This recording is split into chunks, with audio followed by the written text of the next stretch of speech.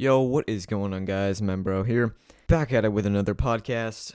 So I was gone for a little bit on a nice trip to Tahoe, really fun.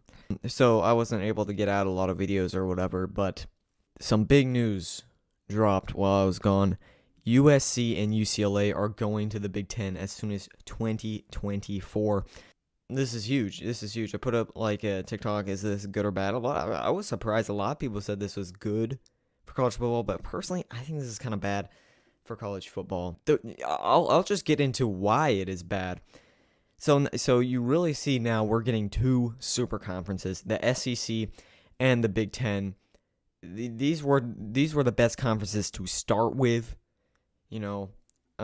But then you add storied programs to the SEC like Oklahoma and Texas, and then the Big 10 adds USC and UCLA.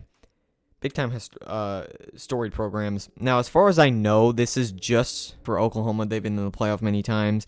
USC, I just made like a podcast a month or two ago talking about how USC was going to be the dominant force in the Pac-12 with Lincoln Riley and all his recruiting.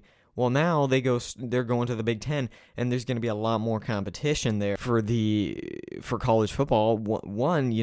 What's going to happen to the college football playoff? I think that was always kind of an exciting thing building up to it, who was going to be in the playoff. Now, the committee is probably just going to value these two conferences even more. SEC was talking about making their own playoff even too. So you have just the Big 10 and SEC having like their own playoff, and that's all really that matters. I think it's just kind of weird.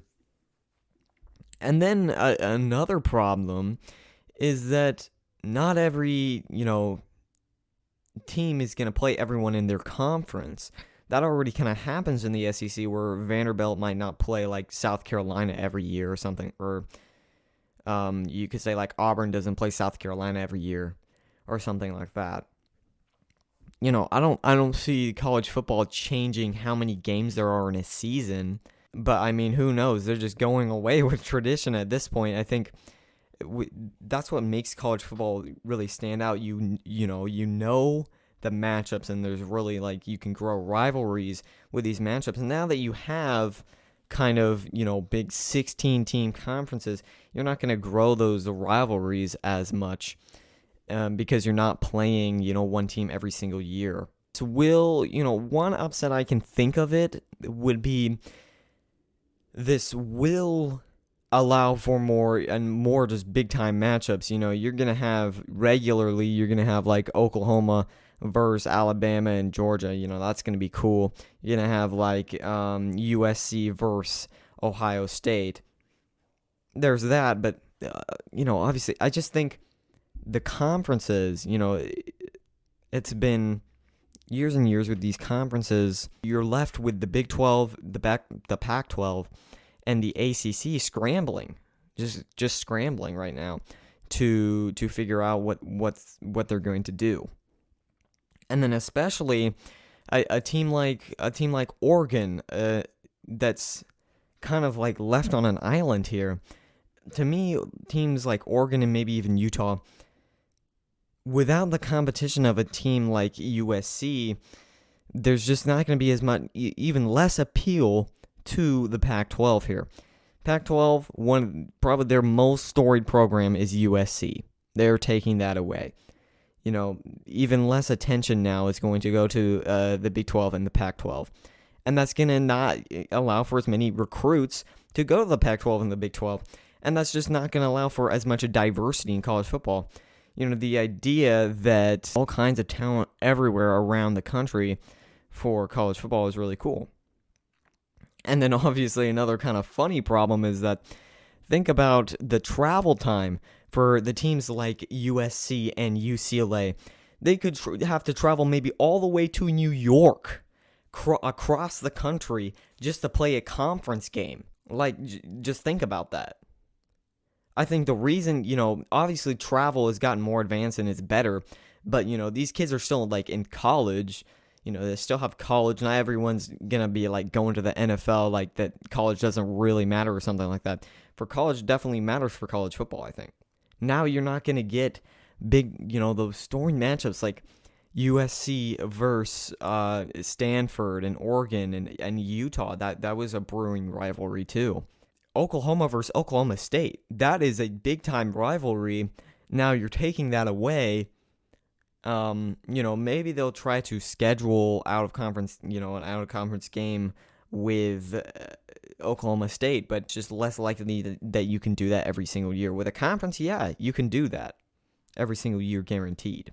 And think about it, for Lincoln Riley, he thinks he's going to USC. He thinks he's going to be dominating the Pac-12. And then you're going to the Big Ten, where USC, you think USC and especially UCLA, they have been mediocre a lot of times in the Pac-12. And the Pac-12, I think, is nowhere really near the Big Ten in terms of as much competition and high-level football across the board. Now you're going to have to battle with Ohio State, You're not just going to have to battle with maybe Oregon and maybe Utah. Now you're going to have to battle with Ohio State, Michigan State, Penn State. Iowa's always in there.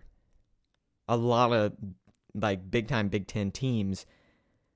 And you're going to have to travel all the way up north. You want to play in Michigan? These LA kids want to play in Michigan? I don't think so. It'll be very interesting to see how the recruits react to this. Do they want to go to a team like USC or UCLA where, you're still going to be in California? You're going to be playing for the Big Ten, getting a lot of exposure, but you're going to have to be traveling across the country playing Rutgers? Do you want to play, do you want to go to Oregon where you're not really going to get as much attention? You might go 12-0 and win your conference, but will it really matter because no one's going to be watching? It'll be very interesting to see how this all turns out. So let's transition into the two super conferences, the Big Ten and the SEC. Now, I don't really know what's going to happen. I don't know really the latest with what's going on with that SEC only playoff. That was kind of in talks before the Big Ten got USC and UCLA. You could see maybe something like the Big Ten and SEC getting together and just making their own kind of league or something. Definitely the Big Ten and the SEC, they are going to profit off of this. Texas and Oklahoma are two of the most prestigious, most popular college football programs.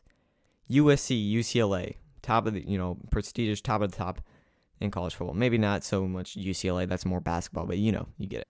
It'll be interesting to see how the playoff goes as well. How are we going to have a playoff where you're having even more discrepancy? A team that comes out 12-0 out of the SEC or Big Ten now is going to look very good in comparison to a team that comes out 12-0 in the Pac-12 or the SEC or the ACC or the Big 12. Going to look way better. What's going to be happening with Oregon? Because Oregon is the one other top prestigious program, and they're still in the Pac-12. You could argue maybe Utah has led up there under Coach Kyle Whittingham, but Oregon has consistently been top dogs in the Pac-12 with USC and maybe Stanford. If the Pac-12 goes the route of the Big 12 and just tries to get pulling Boise State, Fresno State, San Diego State, something like that, it's just not gonna be thought of as highly. Right now, I've been talking about the Pac-12 has not been thought of as highly of lately. You add Lincoln Riley, your stock goes right up, and then boom, you just lose Lincoln Riley right away. The other option is maybe Oregon just wants to be brought in by the Big Ten.